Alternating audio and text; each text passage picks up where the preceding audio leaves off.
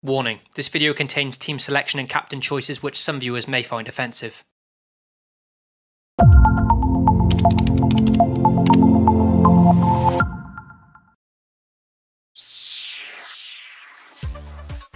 Hey guys, and welcome back to FPL TV. It's been a while since I've shown my own personal team on the channel, so I figured now was a good time for a quick catch up and to update you guys on how my team is getting on this season.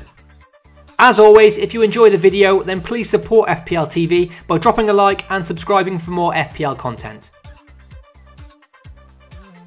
For this game week, I had carried over one free transfer and therefore had two free transfers at my disposal for game week 28.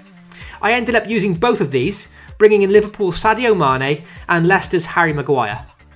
I opted for Mane and tripled up on Liverpool due to their tasty looking fixtures, with 3 of their next 4 being at home, and they're also the only really appealing team with a fixture in the blank game week 31.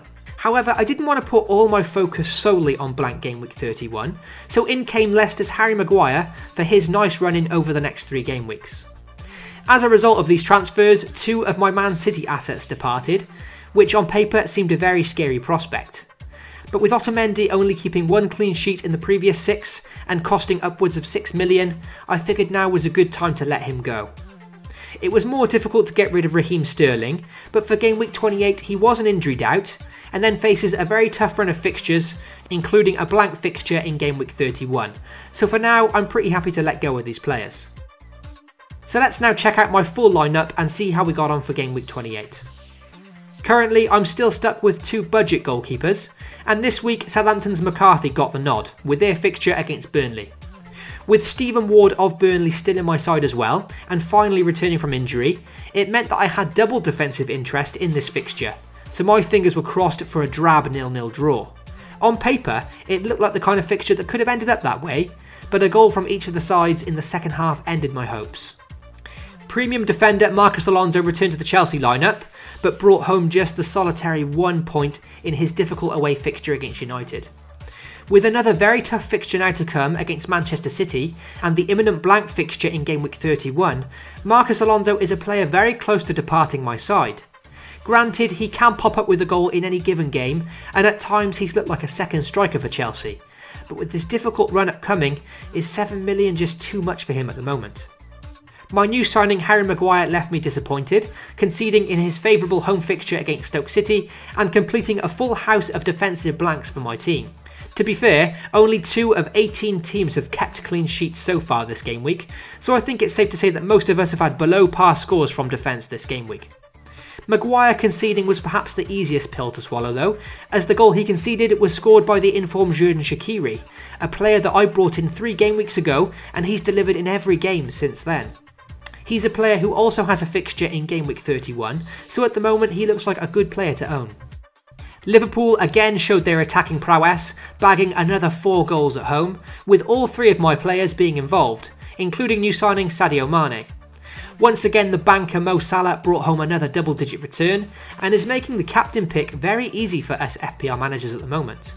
That's a whopping 35 points from these 3 players alone, so let's hope this trio can do the same at home to Newcastle in game week 29. My budget striker Jordan Ayew has now blanked for the 3rd consecutive game week. He's yet to return me any points since I brought him in. There was a bag full of strikers below 6 million that scored points this week, but unfortunately Ayew wasn't one of them.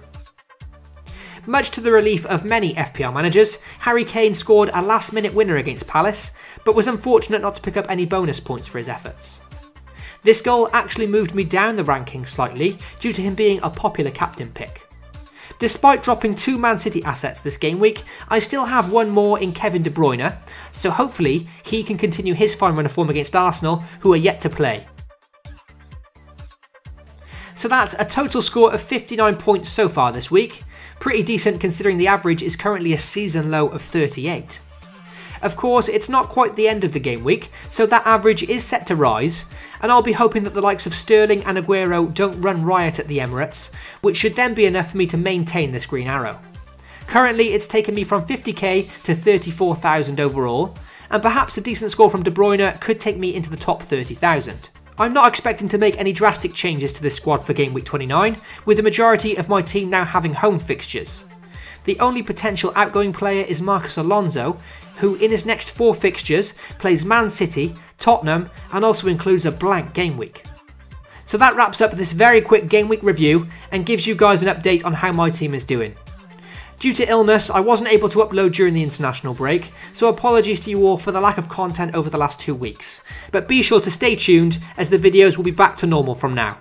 Thanks as always for watching, be sure to get subscribed to FPL TV for more content, and I'll catch you all soon.